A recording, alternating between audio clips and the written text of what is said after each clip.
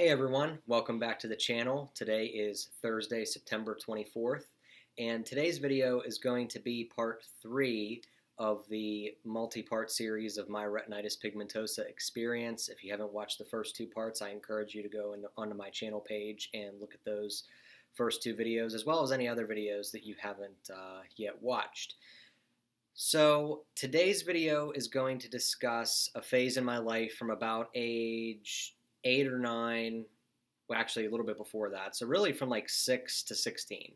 So due to my level of vision loss due to retinitis pigmentosa, I was unable to partake in a lot of the activities, the extracurricular activities that kids my age at the time were partaking in, such as competitive sports and things like that. So my parents signed me up at a very young age. I was actually not quite 6 yet, for Tang Soo Do, which is like it's a martial art. It's similar to Taekwondo, Taekwondo is a little more well known than Tang Soo Do, and Cub Scouts a year later when I was in first grade at about age 6 or 7.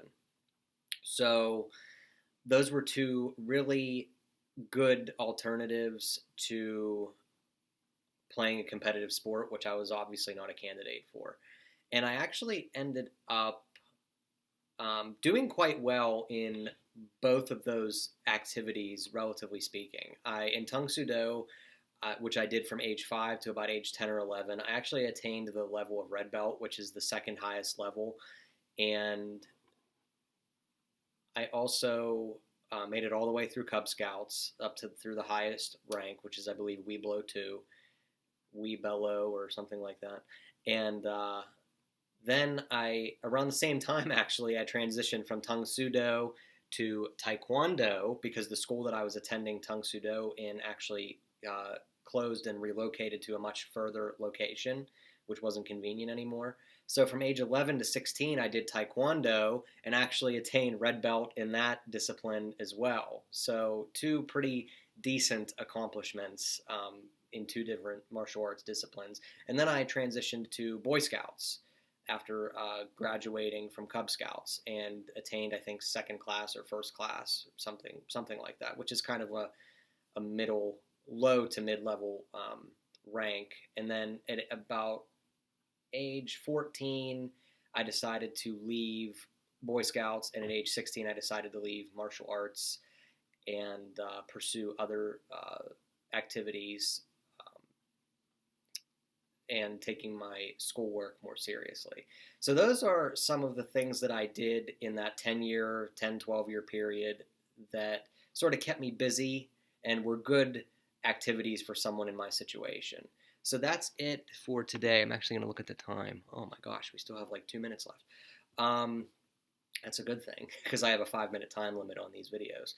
So those were very beneficial to me. I know several other people in the retinitis pigmentosa and in the blind community in general who have been involved in martial arts. It's a very,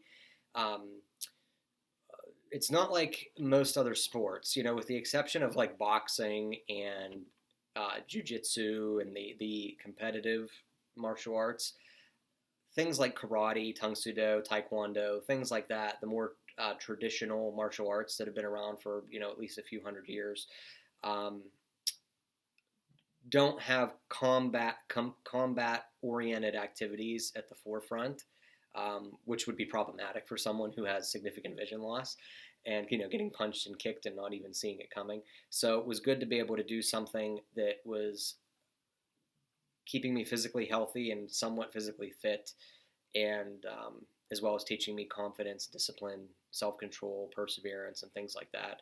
And the same thing with Boy Scouts, very low-risk activity that also taught me some valuable life lessons. So I feel like I got out of those activities about the same thing that I would have gotten out of more conventional extracurricular activities that most people do in that age group. So that's it for today. Leave a comment, and if you want, like the video, and please subscribe. Thank you all, and have a great day.